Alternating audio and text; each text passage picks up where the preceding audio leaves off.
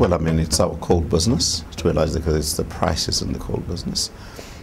Even though the volumes came down with regards to that for about 500,000 tons, but the higher prices that we received ensured that we increased our earnings. Secondly, if you look at the mineral sands business, from where it was last year to where it is today, you see that all the prices have gone up, and if you look at the prognosis going forward, prices of zircon, prices of TiO2 slag, then all the feedstock, and even pigment are doing pretty well. So those were big contributors towards that. And of course, cost containment and cost efficiencies, I think, has been great in the organization. It's very simple because of the things that I've just said with regards to the earnings that we've had, plus the huge dividend that we got from SIOC. That gave us a huge number inside, and therefore that amount of money was utilized towards paying and or using it for capex and all other sustaining capital that we had to utilize. And as a result, your debt shrunk.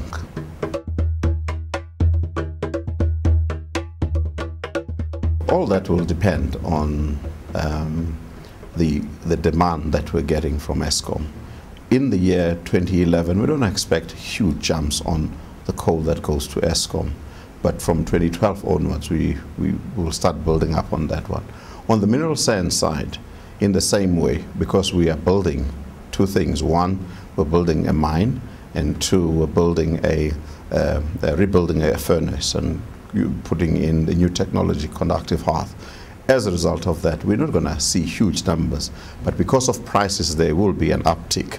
Now, I'm not going to give you a huge number on that, and I'll say the number that you see this year should be constant next year. Yes, and that is why we're pushing the CHAR projects and the market coke projects, because those are the ones that sort of help us during the times when the export business is not doing too well. Unfortunately, we as South Africa could not have planned what happened in Australia, and we remain constrained by the logistics, and it's a big issue. At Migdet, when we were busy with looking at bottlenecks in South Africa, that was identified as one major issue that had to be dealt with. And I'm pleased, though, that Transnet and government are putting more effort towards that. Even though, I mean, if you look at the port today, it can easily do 91 million tons of exports, but the rail lags behind. It's still doing 68 million tons. But the efforts right now are to get it to 81 million tons. And that will happen probably in the next 18 months or so, as and when they commence with the project. I think that will always be a problem, and I agree with that. Firstly, we need to bring Medupi home. We need to bring that project home. We need to bring it on time, within budget. That's a big one. Two, we need to ensure that we start development of the Fairbridge project this year, together with the furnace, in order to capitalize on the fundamentals, good fundamentals that are there in the marketplace.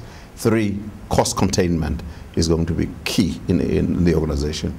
Fourthly, of course, we're going to start looking at other areas where we could diversify our business. Those would be the four key areas.